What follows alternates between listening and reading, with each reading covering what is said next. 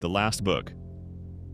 The Book of Eli hides an absurd detail and nobody noticed it. In the story, we follow Eli, a lone survivor in a post-apocalyptic world, walking through destroyed lands while protecting a book that he treats as something sacred. This book is the last Bible in existence, and he is taking it to a safe place in the West. Along the way, Eli crosses paths with Carnegie, an authoritarian leader who controls a town and is desperate to get his hands on this book. Not for faith, but for power. He knows that the words in it can manipulate people, and Eli becomes a direct target. Throughout the movie, Eli faces several enemies with absurd precision. He fights well, reacts fast, always seems one step ahead. You easily buy the idea that he is just very experienced, but there are small, strange details. He touches objects around him, takes half a second longer in some reactions, and never takes off his sunglasses. The twist comes when Carnegie finally manages to get the book. Victory, right? Not at all. When he opens it, he finds out everything is in Braille. Useless to him. That's when it clicks. Eli is blind, and even so, he crossed an entire world being guided by something greater. In the end, already weak, he dictates the entire Bible from memory to be preserved. Heavens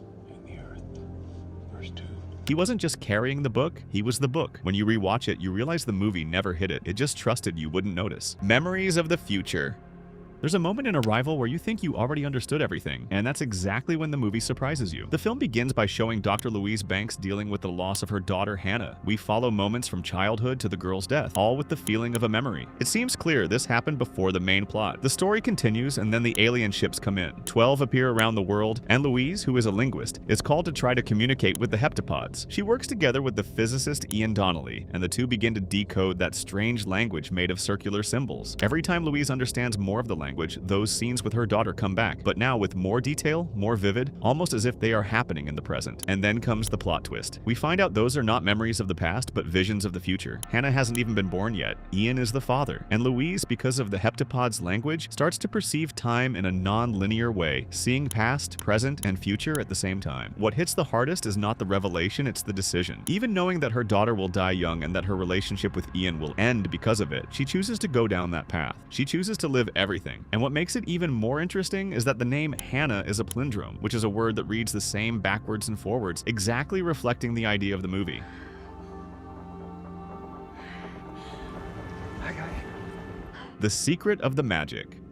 In The Prestige, the rivalry between two magicians turns into an obsession that destroys everything around them. On one side, Alfred Borden, focused and mysterious. On the other, Robert Angier, more theatrical and willing to do anything to surpass his rival. The two spend the entire movie trying to figure out each other's secret, especially around the trick, the transported man, which seems impossible. Borden presents the trick in a simple way, almost without spectacle. He enters through one door and instantly appears in another. Angier cannot accept that. He believes there is a hidden secret and spends his life trying to find out how it works. That leads him to Nikola Tesla, who builds a machine apparently capable of doing the impossible. The first big reveal involves Borden. His secret is not technology, it is sacrifice. He has an identical twin brother, and the two live a single life, taking turns as Borden and as the assistant Fallon. That explains inconsistencies throughout the movie, such as changes in behavior and even different relationships with people close to them. They give up their own identity to maintain the perfect illusion. Angier, on the other hand, follows another path. Tesla's machine does not transport, it creates copies. Every time he performs the trick, a new Angier appears, while the other dies drowned under the stage. He turns his own act into a constant cycle of death just to maintain the illusion. In the end, the obsession charges the highest price. Borden is sentenced for a crime he did not directly commit,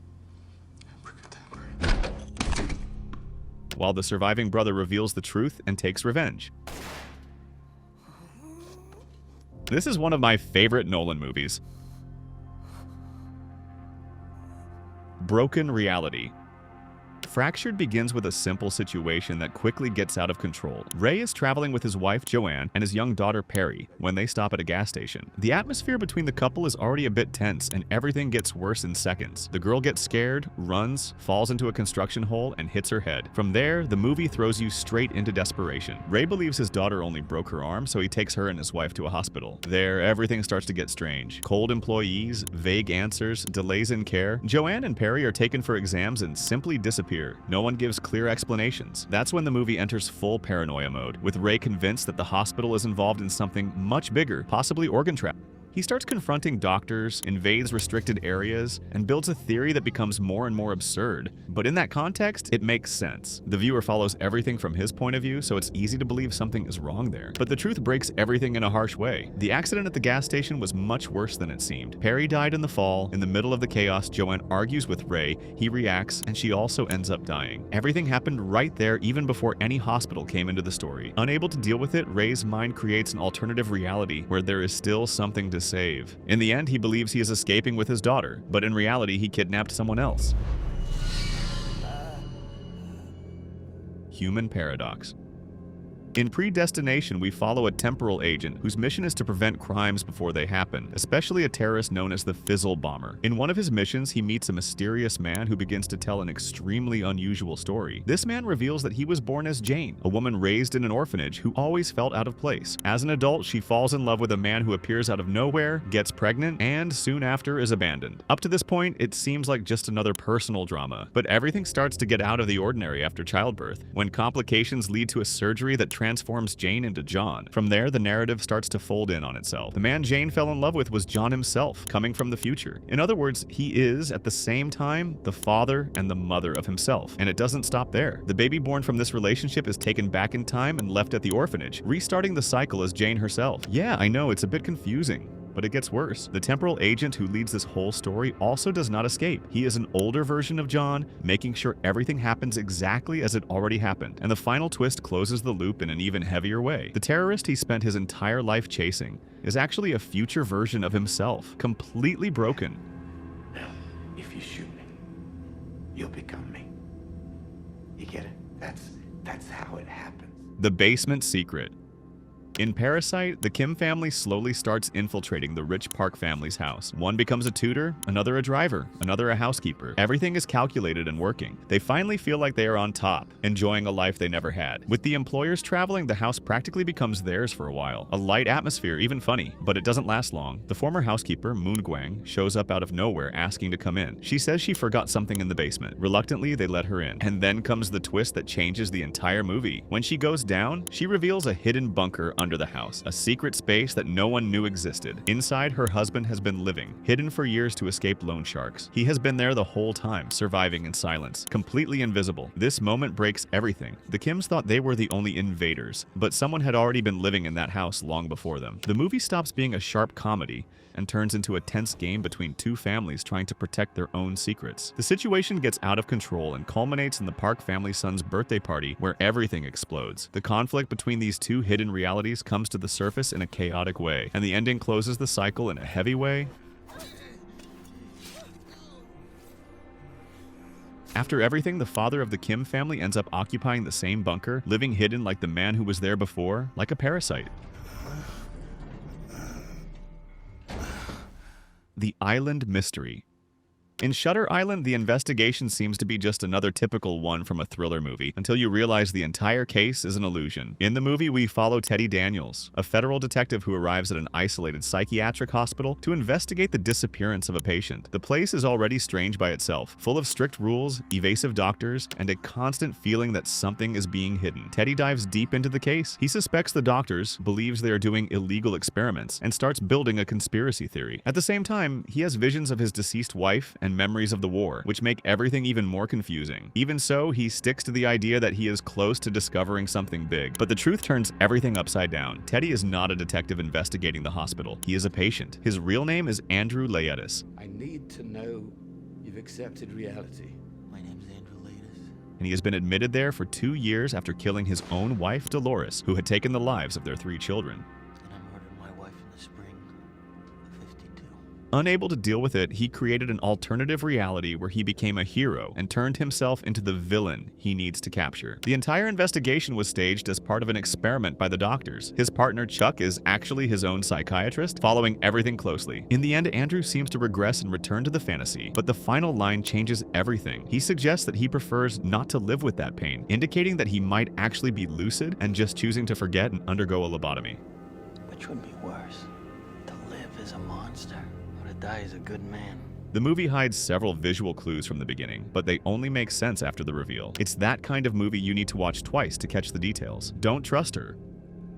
In Searching, we see the story of a desperate father trying to find his missing daughter using everything she left behind online. David Kim dives into social media, emails, videos, and chat histories to piece together a puzzle he didn't even know existed. The more he discovers, the more he realizes he didn't know his own daughter as well as he thought. The investigation is led by Detective Rosemary Vick, who always seems one step ahead, helping David follow clues and organize everything. She gives off a sense of security, control, and empathy, which makes both the protagonist and the audience trust her without questioning much. But the twist completely changes that perception. Margot's disappearance was not the work of a random stranger. The one responsible is Robert, the detective's own son. He created a fake profile online to get close to her, using someone else's photo, and maintained that virtual relationship for a while. When he decides to return money that Margot had sent, the two meet in person. The situation gets out of control during an argument, and he ends up pushing her off a cliff. What seemed like an accident becomes the center of a huge lie. From that point on, the detective uses all her authority to cover for her son. She manipulates evidence, leads the investigation in the wrong direction, and even forces a false confession from someone else to close the case. The detail that changes everything is that Margot survives. Even injured and isolated, she holds on long enough to be found. The entire movie is told through screens, which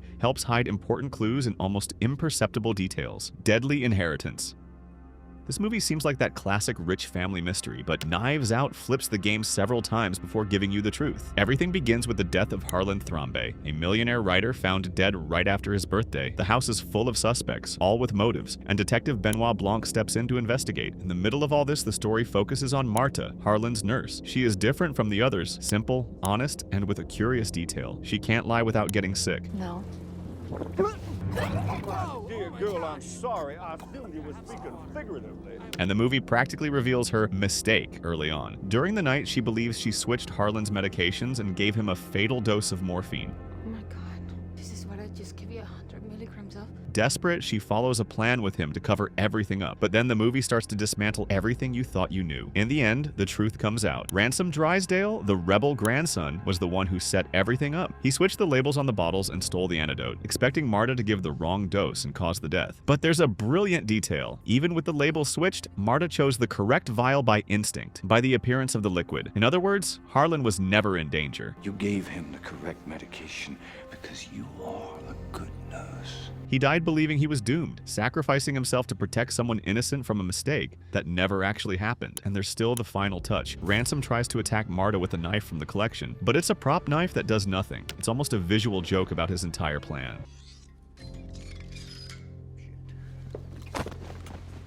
Director Rian Johnson built the movie precisely to play with the audience, revealing parts of the mystery early to focus on the how and not just the who. Perfect revenge. Oh Dae-soo spent 15 years imprisoned in a room without knowing why. Out of nowhere, he is released. No explanation, no warning. And in the movie Oldboy, the story becomes an obsessive search for answers as he tries to understand who did this and why. Along the way, he meets Mido, a young chef who gets close to him and ends up becoming his only support in that strange world. The two quickly build a connection. There's a strong, almost immediate attraction, and the relationship develops intensely. At the same time, Dae-soo continues investigating his past, trying to find out who is behind everything. That's when he finds Lee Woo-jin, the man responsible for his imprisonment. But Woo-jin's revenge was not just about keeping someone locked up. It was much more calculated. He not only planned the confinement, but also everything that would come after. Every meeting, every step Dae-soo takes after his release was already planned. The central revelation completely changes the weight of the story. Mido did not enter his life by chance. She is his daughter. Both of them were manipulated, including through the use of hypnosis, to meet and fall in love without knowing the truth. The reason for this comes from the past. Years earlier, Dae-soo spread a rumor about Woo-jin and his sister, involving a forbidden relationship. This led to tragic consequences, and now Woo-jin creates a mirrored revenge, forcing Dae-soo to go through something similar. When he discovers everything, Dae-soo falls into despair. He begs for the truth not to be revealed to Mido. He then seeks out a hypnotist to erase his memory so he can be happy with Mido, but the ending leaves it open whether he actually manages to forget all of this. Lying memory. In Memento, we follow Leonard Shelby, a man who cannot create new memories after a trauma. To function in his daily life, he uses photos, notes, and even tattoos on his own body, all to avoid losing control of his mission, finding the man who attacked his wife. The narrative is already different from the beginning, with scenes happening in reverse order. This puts the audience in the exact same mental confusion as the protagonist. Each new piece of information seems important, but never complete. Leonard blindly trusts what he himself wrote, treating those clues as absolute facts. Throughout the movie, he repeats repeatedly tells the story of Sammy Jankis, a man with the same condition who supposedly caused his own wife's death by not remembering insulin doses. This case works as a constant warning for Leonard, almost as if he is trying to prove something to himself. The twist completely changes that perception. Sammy was not married. That story was distorted. In reality, the one who caused his own wife's death was Leonard himself, applying insulin doses without realizing what he was doing. He projects that guilt onto someone else to keep functioning. And it gets worse. Leonard already found and killed the real attacker of his wife in the past, with Teddy's help. But he forgot, and Teddy started using that, creating new targets for Leonard to eliminate, always under the same name. When Leonard discovers this, he makes a conscious decision. He creates a false clue for himself, marking Teddy as the culprit. He knows he will forget the truth, but chooses to live in that cycle. So, is there any plot twist that should be on this list? If so, leave a comment so we can include it in part 2. On screen, there is a video where we show horror movie plot twists you never saw coming. Click on the screen and watch it. See you there.